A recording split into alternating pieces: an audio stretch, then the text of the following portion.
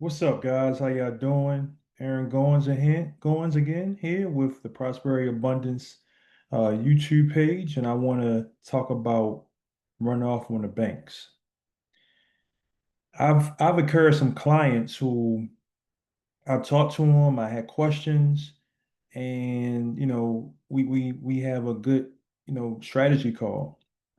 And recently we're gone to some banks, and when we had gone to the banks. Well, I found out through the banks that they had some stuff happen in the past. So I want to make a quick video to talk about this subject.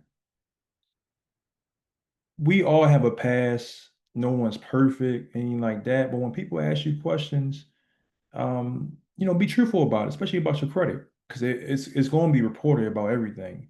And I think one thing people got to understand is that since 2020, there has been over 100 million credit cards issued out. The debt in America around 2020 was about $740 billion. Now it's 1.4 trillion. Why am I saying all this? Because of this, the banks are really tightening up everything and they're sharing information with each other.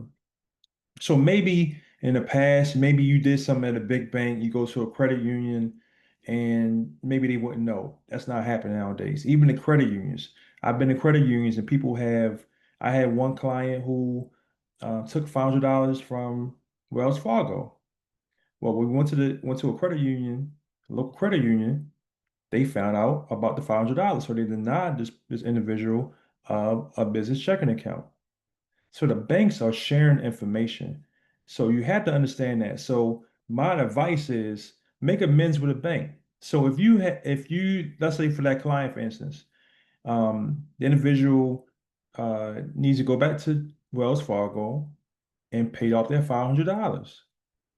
Maybe you might not do a relationship with that bank again, but at least it's reported back so that you can go to other banks and get that checking account or business checking account with other banks. At least you're clear from that. So just like your credit report, do a review.